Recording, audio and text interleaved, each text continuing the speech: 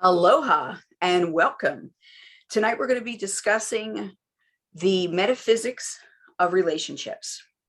In order to understand the metaphysics of relationships, the first thing we have to understand is what is metaphysics. Metaphysics means anything outside the physical or ultra physical. And what that means is it's all the stuff that makes up our relationships that is unseen. Things like energetic compatibility, past lives, all kinds of really interesting things. So let's get into it. By the way, this is my second video of Metaphysics of Relationships. I did one a little bit earlier, and that one can be seen on my YouTube channel also. So this is kind of like a part two, but I think this one's going to be a little more organized because I prepared for this one, whereas the other one was just like top of mind. Okay, let's go. And please, everyone, make sure that you are muted throughout the discussion until we start talking to one another, which is not filmed. As everyone on Meetup knows who've been to my events, I record the first part, which is the informational part, and then the second half is the discussion. If you're not a part of my Meetup group, you're not part of the discussion because we don't record those for people's privacy. The metaphysics of relationship, what you can't see in relationship, all the invisible pieces. So the first thing, which is kind of common that people are more or less aware of, is called energetic chords. Now, people who are not metaphysically inclined, I'll say, may call it like, oh, we're so connected. I feel this connection with this person. I can finish their sentences. I know what they're thinking. I can feel when something's wrong. Or you could be around a person and it's very draining for you. Or you could tell when they're angry, even though they're acting like they're fine. You know when something's wrong, you can feel it and sense it. Yes, part of this is being empathetic or an empath. But a great deal of it, when it's more integral to you, is about your energetic connections to the person. So what is an energy cord? An energy cord is an invisible cord. It's invisible for most people, that goes between two people or a person, place, or thing. It can also go back to an event. The cord is what connects you to that person, place, thing, or event. And when it's healthy, what happens is the energy goes very smoothly back and forth, and it's a fairly even energy. Anyone who's ever had a relationship ever knows that there are some times where you're taking more, there are some times where the other person's taking more. You know, someone may be sick, someone might need help doing something, but that energy goes back and forth so that it's not always one person supporting the other and the other person does nothing. It generally evens out if it's a healthy relationship. In an unhealthy relationship, there's one person who either controls and dominates the other person, or they're constantly pulling from them. They may manipulate by acting weak or by using gaslighting and other abusive techniques. But what's happening metaphysically during this time is they are really digging in.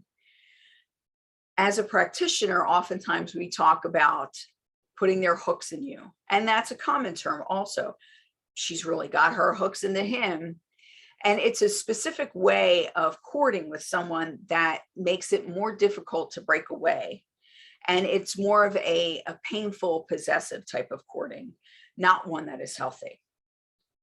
So these are things that we need to look out for.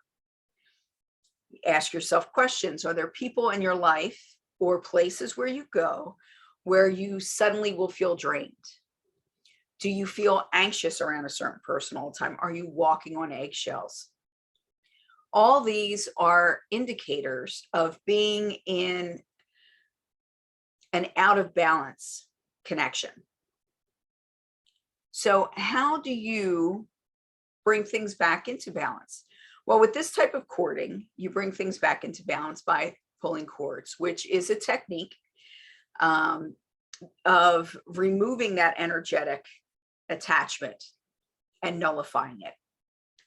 We're not going to be doing that today, but I do have different things up online where you can look at that. And I call it pulling cords and not cutting cords, because the way I look at it is it's not about just stopping the attachment. It's about completely clearing your energy of the other person's energy. So just like if you have a splinter in your finger, you want to get the whole splinter out. You don't want to leave any part of it in there, because then it will fester and make something worse. So you don't want that. We have energetic connections to everything and everyone around us. If you make eye contact and you say hello to somebody, you smile, there's an energetic connection there. The key is most of these connections are very faint and don't really last a very long time. Most connections don't take your conscious efforts in order to release you from them or in order for them to fade. They're very light. Another thing with these types of connections is they could be anywhere in your body. It could be part of your chakra system, or as people who aren't knowledgeable about the chakra system might say, oh, I feel it in my heart, or I feel it in my gut, or it gives me such a headache every time I'm around him. That's where your cords are connected, is wherever you feel it in your body. Larger cords, especially those that are causing you grief, need to be detached. Now, there are some people in your life that maybe you want to reset the cord for, but you don't want them out of your life, or it's somebody who you can't get out of your life, like maybe it's your mom and you're a teenager. And what you could do in these instances is simply pull the cords, heal that area energetically, and then allow the reconnect. But the reconnect brings you closer to balance. So you're resetting the energy. So if you're pulling cords, say on your husband or your spouse, you're not trying to get rid of them necessarily. What you're doing is you're resetting the energy. Because one of the things that's really interesting about cords is that they're placed in time.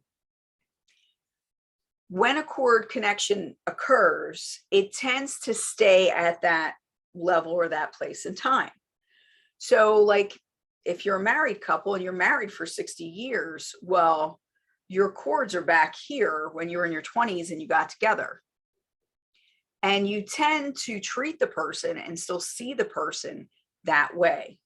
So in order to mature your energetic with the person's actual maturity and your actual maturity, one of the things that you can do to help your relationship is to pull cords and reset, and to do it on a regular basis so that you don't get to the point of resentment, which is what happens when we're looking at someone, but we're not really looking at who they are. There's another type of cord called the Akka Chord, and that is from the Hawaiian. And I am probably not specific about what this means, but I've chosen to use this term because it means sticky. And Akka cords are more like woven cords, whereas other energy cords tend to be just like a cord. And it could be like really small, it could be big, it could be like really big, they could get entangled. And there's so many different levels to that.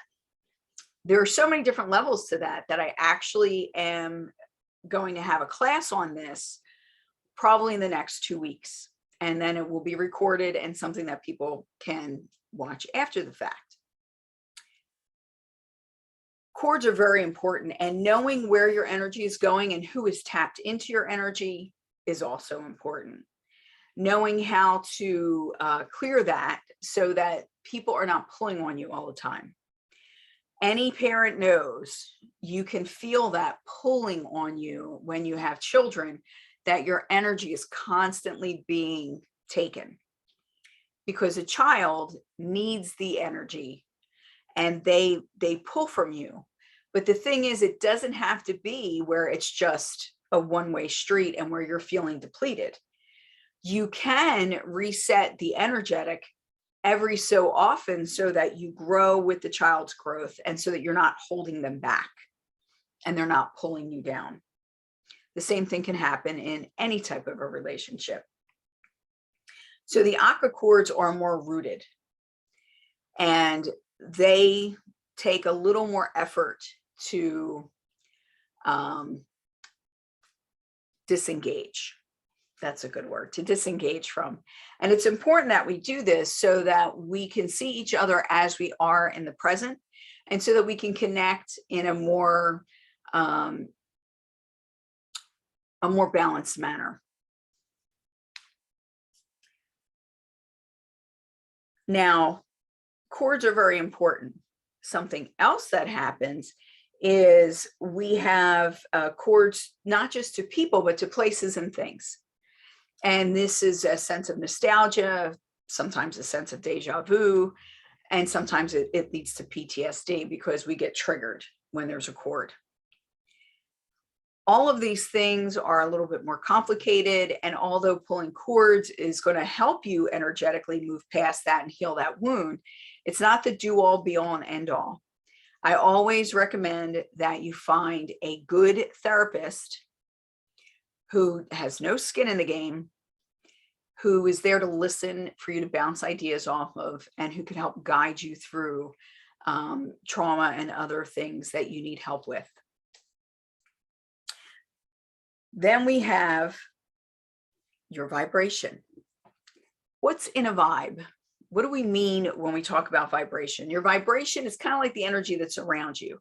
So some people try to set a vibration of, I'm the nice one, and they take on the patterns of a certain type of person, and they'll put on that mask and try to present as this. I don't know if you've ever seen the movie. Oh, it was about a guy who's a real misogynist, and then he met Tony Robbins, and Tony Robbins told him to see things as they are, or in their truth. And then he started to see like the inner beauty compared to the outer beauty. So when you are more attuned to the energetic, the superficial will start to fade away and will blend into what's really in there, what's really there. You'll be able to feel what a person really feels like.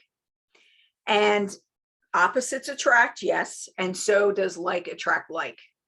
How did those two things work? Well, opposites attract is talking about like one person is really nice, the other person is really mean, like a narcissist and an empath. And they tend to come together because they fit into each other's wounds. But the other part of that is that they both have like these insecurities that the other one fulfills. When we talk about like attracts like, and you talk about two people who have like similar ideas and things like that, we're talking about vibration. So are you the type of person who is very loving? Are you the type of person who is more cerebral? Are you the type of person who's always guarded? If you're always guarded, you're going to get people who are guarded. The trick is, a lot about our vibration is behind the scenes. So a lot of it is about the subconscious and what's really motivating us that we may not be aware of. So as we become more aware of our own internal workings, and we become more aware of our own vibration, then we will be able to understand more why we attract certain things into our lives. You tend to attract things that you believe in your deepest core that you deserve. So if that's a bunch of bad luck because you were told from when you were little that you were bad luck and nobody knows how you survive, then that's what's going to happen. If you've been told your whole life that you were this wonderful person and all good things would come to you, and you have a life that seems like that, that's what's going to happen. I remember the story about a boy who was, he got his SATs or whatever. He was a mediocre student, but when he was tested, his testing was off the charts. It was like amazing. And they brought him into the office, and they brought his parents into the office, and he was told, he was like, whoa, like you really have an amazing intellect. The child then lived up to that expectation. That's one of my mom's favorite sayings, is a child will live up to or down to your expectations. And found out later that he actually did not do well in the test. It was a mistake. They gave him somebody else's score.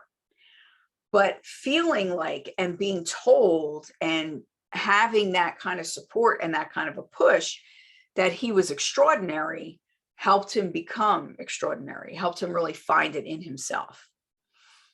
So it's doing things like this, like raising our vibration in such a way that we attract what we think we want and what is good for us, as opposed to the things that we feel we deserve. So that's where the vibration comes in. Now, let's talk about past lives. And past lives always end up talking about karma, but we'll get there. So when we talk about past lives, if you believe in past lives, you can look at it as cellular memory or generational issues. You can look at it however you want to look at it. I'm going to call it past lives right now. You could couch it in whatever terms you want to. There's something that happens when we're created in the womb and when we're born that we carry with us throughout our lifetime. Some people believe this is past lives. Some people actually have past life memories. Most people don't. But we carry different ways of being, different thought processes, different vibrations, different wounds from the past. And sometimes you can't look at a person's life in this lifetime and say, oh, that's where that came from. You might be able to look at their lineage and say, oh, 6 relatives back, this happened and it's affected everyone since then. Or maybe in a past life, this is what happened. When we carry past life issues forward into this life, some people call that karma. I consider karma is more of a learning tool. It's not a punishment. It doesn't feel or think. It's not a consciousness like that. Karma is more, okay, like you're going to school, here's your lessons. Did you get them all? And this is how we're going to teach them. So some people need to go through the same lesson again and again and again because they don't get it the first time, or they're not processing it completely. Many things that we're learning are in layers, like an onion, where the first layer is nominal. And yes, we do learn from it. We do heal, we go on, and then we hit something similar, but it's not exactly the same. It's on a different tangent. And then we go through that, we learn from that, then we go on and so forth. But past lives will bring people up that all of a sudden, like when you meet somebody, like, you are so familiar. I feel like I know you from somewhere. Where do I know you from? But you've never actually met in this lifetime. But then as you talk, you either have really similar experiences, or like something comes to mind. You both have a fascination with ancient Greece or medieval times or different things like that. And you may have had a lifetime together. We're told in the metaphysical community that you're born with the same soul group multiple times so that you learn from each other. I believe that we take turns being different parts. We are the victim and the martyr and the hero and the villain and, all these different archetypes, and we go through them all. I don't believe that anyone is never the villain, that they're always the hero. They may want to only remember those times, but I don't believe or have a sense that that's the way it actually works. By my estimation, we all go through and play round robin with this so that we all have an idea of where everybody's coming from. And then when you get to the end of the circle, then you have compassion because you can put yourself in everybody else's shoes and see from their point of view to a certain extent. So past lives will bring people together. And this is where people talk about soulmates and blah, blah, blah. Well, a soulmate, by my definition, is not someone who you meet and it's the end of the world. They're just wow. You might meet a soulmate and you're going to have an instant connection and you're going to instantly recognize each other or feel instantly like connected and comfortable with one another. But that doesn't mean that you're supposed to stay together forever. It doesn't necessarily mean that you're even good for one another. What it means is that your souls recognize one another, and then you move forward. Oftentimes, soulmates will come together either to like support through a certain period of time, or they will come together actually to create something or do something specific. It might be a certain lesson they need to learn. It might be creating something. It might be having a child. Just because someone is your soulmate, you have hundreds of soulmates. Depending on how many times you've been reborn, how many lifetimes you've lived, there's hundreds of soulmates. So it's not like you're the only person in the world for me. And when we get stuck in that kind of thinking, that's when karma starts kicking in and starts kicking our butts, because then things get very difficult. That's not to say that you don't have a match or you don't have a mate in a lifetime that you may take with you through the whole lifetime, but it's to say that you still need to be objective and cautious and really look at things, like take the blinders off, see what's really there. So karma is about learning lessons. And that's what our past lives are for. That's what our partners are for. That's what everybody in our life is for. That's why we're here. This is school. Now, talking about finding the one and having a great relationship and that kind of thing, the first thing that we have to do is take the blinders off, because what we often do when we step into relationship is we have this list. So there's 86 things on this list, and we start dating and you have like 3 of these things. Well, I'm going to staple this list to your forehead and pretend that you have all the things on that list because you are absolutely perfect and this is going to last forever. Woo! Because you're so excited about it. And then as time goes on and we calm down and we start revealing ourselves to one another, there's that pressure where we don't want to see the person for who they really are. And then there's that sense of betrayal. That's not accurate, because there was no betrayal except for us of ourselves. So the key in relationship is to step back and allow the other to reveal themselves to you. One of my favorite lines is, when somebody tells you who they are, believe them. Because so often we go into relationship and we want X, Y, and Z, and we meet somebody and they're like, I'm only doing Q and Y. I have no X and Z, no interest in. But we believe, because we're attracted to them, that there's going to be some holy thing that will make them change and be what we want them to be. And that is not so. And it's unfair to them and it's unfair to yourself. So allowing yourself to be fully open for them to express who they truly are, and where you walk into the relationship being who you are and not trying to bend to whatever they want you to be, is very important in having a healthy, nurturing relationship, whether that's a friendship or a romance. And even as family members, we need to be able to step back from one another and really look at where people are right now, which brings us back to the chords. Because we have chords with our family members from when we were babies, oftentimes we get stuck in this loop where we're being seen as a child always. We need to pull those chords and start over so that we have a better understanding of who everybody is in the here and now, as opposed to who you were as children a long time ago. Okay, so let me see if there's anything else. Taking the blinders off.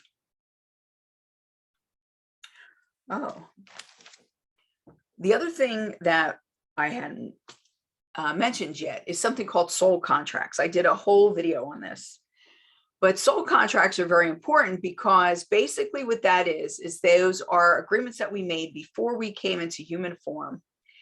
And they're things that we wanted to accomplish. So some people might call this your fate or your destiny. Some people might think this is in your DNA. It's basically your life's purpose, or what you feel your life's purpose is. What I find with people is that there are certain people who try to wrap their life's purpose around other people. which generally doesn't work very well. And then there's also where you're so hung up on figuring out what your life's purpose is that you miss the fact that every day is living your life's purpose. So today, my life's purpose might be saving a cat who just got hit by a car. And tomorrow it might be helping a kid get home from school. And the next day it might be self-care. I might be taking care of me. Your life's purpose does not need to be this huge overarching thing. It could be something that happens and that is fluid and malleable and happens throughout your life. So maybe your life's purpose is just to be a good person and to make the world a better place by doing so. So this was a little overview of the different things that affect you as you enter into relationship, whether that be romantic, business, familial, or whatever. There are things to consider. There's a lot going on in the energy around you and inside of you as you interact. Being aware of that gives you a greater chance of finding what it is that deep in your heart you really want, the things that you long for. If you would like help with that, or you would like to join some of our classes, you could find me at GeralynneSt.Joseph.com or Relationship Coach, G as in girl, S as in Saint, J as in Joseph.com. Relationship Coach, GSJ.com. And on my websites, you will find things for free and things for fee. Let me know if there's some other way I can help you, and let me know other topics you would like us to hit on. Thank you so much. Come over to Meetup and join us. Mahalo.